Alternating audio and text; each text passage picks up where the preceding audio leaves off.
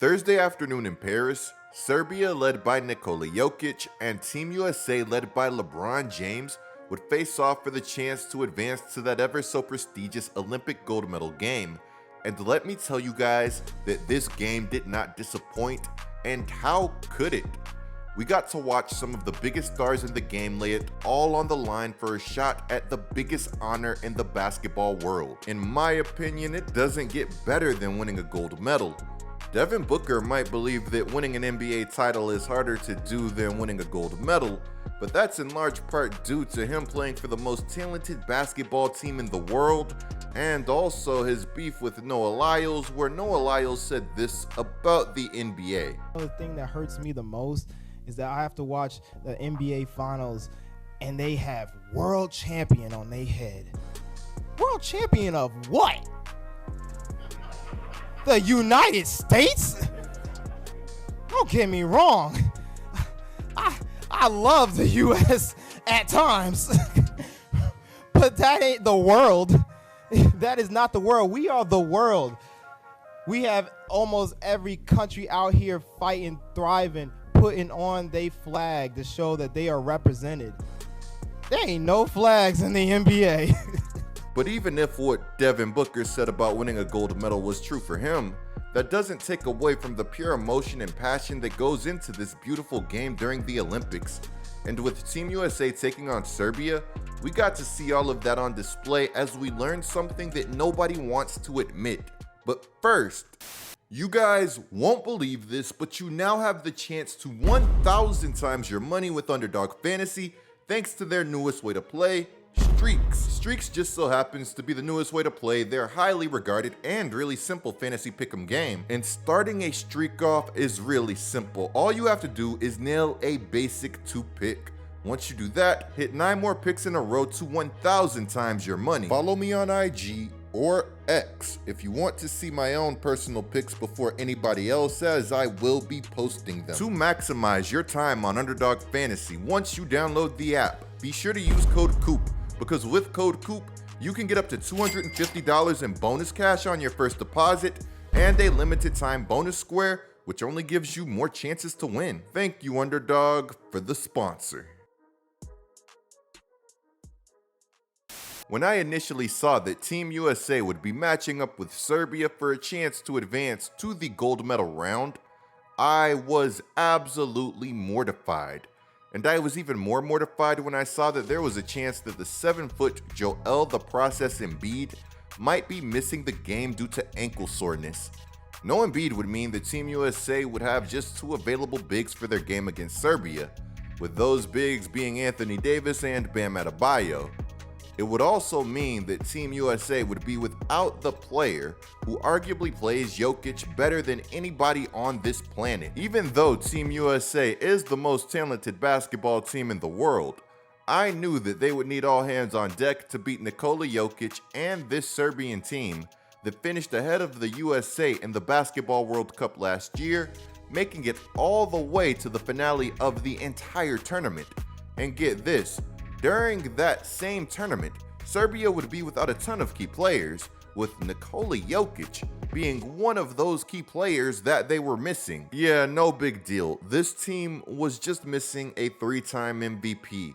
It's so impressive that a country as small as Serbia could be missing multiple key contributors and a 3-time MVP and still be as good as they are. Now, don't get me wrong. The Team USA roster does feel like it was constructed in a basketball laboratory. I mean, after all, this team does have Bam Adebayo, Devin Booker, Anthony Edwards, Joel Embiid, Tyrese Halliburton, Drew Holiday, Jason Tatum, Derek White, Steph Curry, Anthony Davis, Kevin Durant, and LeBron James on it.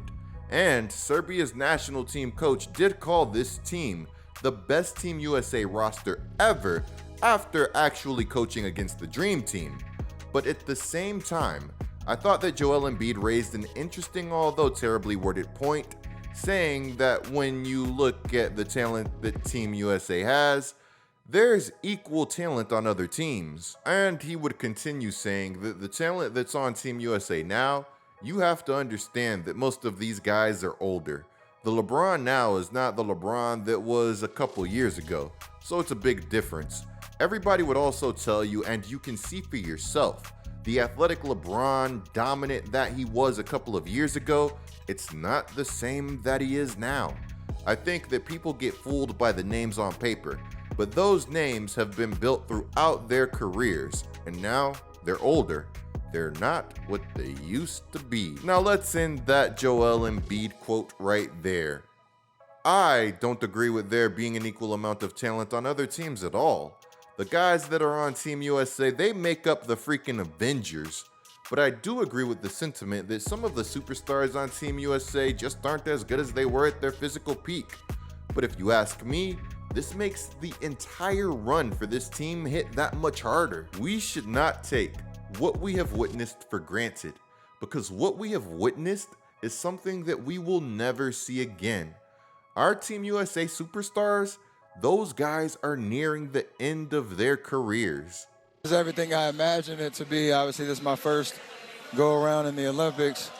Knew we were going to get challenged by a great Serbia team, and to have to beat them 3 times this summer was going to be tough. I just kind of got lost in the moment of understanding how big this stage is and what's at stake for this team. And it was special. It was the most fun, I've had in a very long time. And, to dig deep like we did with this group and get a win, special. So I'm kind of basking in that right now. And obviously we got another tough challenge, France on their home court. Let that sink in. Our older Team USA superstars, Kevin Durant, Steph Curry, and LeBron James, are all nearing the end of their careers, and we were still able to see them be surgical against one of the best teams in the world, with this trio scoring the final 13 points in their comeback against Serbia. Anthony Edwards might call himself the #1 option on Team USA, but when the game was in the balance, this team knew exactly who to go to. When Kevin Durant hit this shot after Team USA had been dominated for most of the game, I had absolutely lost it. This shot is pure muscle memory for the 7-foot forward at this point. After setting a screen at the top of the arc, he got the ball, waved everybody off, sized up his defender and got to his spot and rose up unaffected like he was the only player in the gym. This is such a high pressure shot from a player that's used to taking them. If he misses this shot, I don't know if Team USA goes on to win this game. But it was only right that Team USA's all-time leading scorer did hit this shot. Curry definitely saved this performance for the best possible time. Team USA only beat Nikola Jokic in Serbia by 4 points, winning 95-91. Team USA only won by 4 points, but Curry had 36. He hit 9 threes, only missing 5 of them, and grabbed 8 boards, only second to LeBron James on Team USA, who had 12. Which I was ready to pull the hair out of my head when the game was in the balance, and then all of a sudden Team USA became allergic to rebounding. A stop is worthless if you don't get the rebound and you allow second chance points. It was nice to see Curry have this performance because he wasn't having his best showing at the Olympics leading up to this point.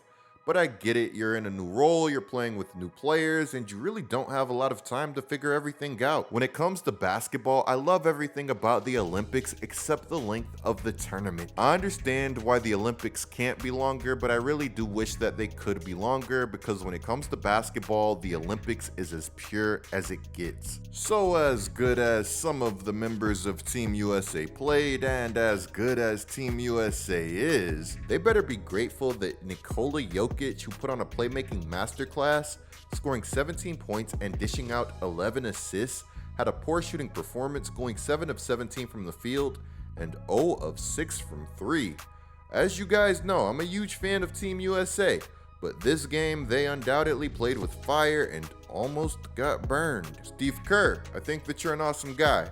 But when your own star from the Warriors is sitting there questioning your decision to not play a superstar two-way wing who can stick like glue to some of Serbia's shooters, I have to question your decision making too. Tatum should not be getting DNPs, he's too good and he's too versatile. Draymond has actually called Kerr's decision to not play Tatum straight up wrong, and during their most recent game against Serbia, he said that you have to scrap those rotations sometimes. And who's making the rotations again? Look, Team USA won, but Draymond, was absolutely right.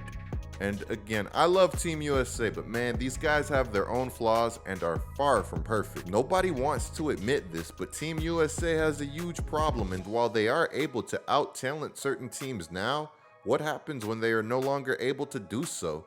What happens when Steph, KD, and LeBron, who all have an argument for being Team USA's best player, all retire? In the comments below, let me know what you guys think about everything. Is this really the best Team USA team ever? Because personally, I really don't think so. But there's some more basketball related stuff that I need to be covering, so clicking the video on the screen right now is a great way to support this channel. I'm GetLikeCoop, bringing you guys the scoop until our next upload.